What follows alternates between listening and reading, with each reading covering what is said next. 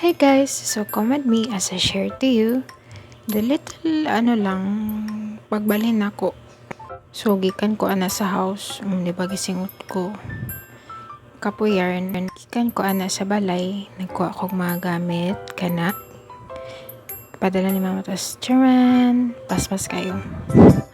Muna ako ang room diri Actually doon lang ni sa amo sa kwantita lang nag-rent ko for a month. Tapos, muna siya. Let's go. Wala pa ko ilis ana, no? And then, tara, manilig ta. Ikan pa ko sa work. Tapos, diretso na ko og adto diri. Tapos, uli ko balay. Nagkuha ko og mga gamit. Wala pa na ko nadala. So, silhig. Maradyo ka balo manilhig.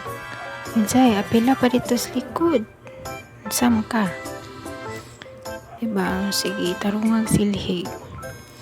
So, mo to guys, share lang ako. 1 month lang siguro ko mag-rent diri kay gusto lang nako mag-try. Tapos, gusto pa na ako own place para sa ako ang gusto na ipangdamok na gamit sa ako ang small business. Stop. So, ambot kung kayanan ba nako ang 1 month na nanirado ang first son.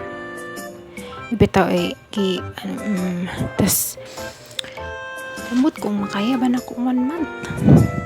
1 month ibitaw. Pero doon lang po na mong balay. Then, I will bring my things na inside my room.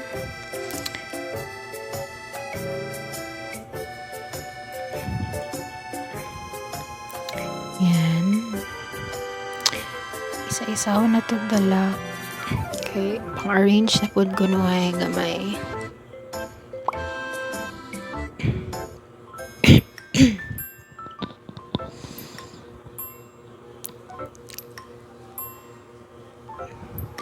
So, I know, I know. So, ipangbutang na to ang mga hanger, no? Ito ang mga kahangeran. Tapos, arrange ko no, the pillows, tas mga gamits. Sorry guys, haggard kayo ang first son kay gikan pa siya cook work Then, imutang na to ang banig. Magbanig-banig lang sa takaron kay lisod ang life.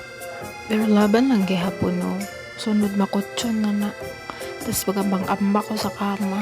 Ganon. Nga na kumumove guys. Tapulan kay kumubira. I-move na lang sa tiid. So, ibutang na ko akong pillows. Actually, upat ang pillows na ipadala sa akong mama. Pero duha lang sa akong ibutang. So, nabol na Then, moto, smile, kapoy girl, perlavarn. So, wala lang ipang gawas na to ako ang mga gamit gikan sa amuang balay. So, lotion. Tapos, tublero na gihatag sa akong tita. Then, itong old phone nako. Tapos, pang gamit sinina nako. Pambalay. And then, lugaya makakuha Tapos, yung paknit. Then, cottons for my skincare ko no. Tapos, mura to. Tapos, next bag kay pagaw. Pantalon ako for tomorrow sa uniform. Uniform na maroon. Tapos, Colgate, toothpaste, bullpen. And then, cellophane, nabot nga nako sa ko ang mga sanina na gibaligya. Sa cellophane na pod gihapon. Then, mora. So, kato lang siguro guys. Mahigda sa ako kadali. Kaya niya, mag-shower na ko para maginahinay na pod ko buhat sa kong mga errands, no? So, thank you guys. Bye!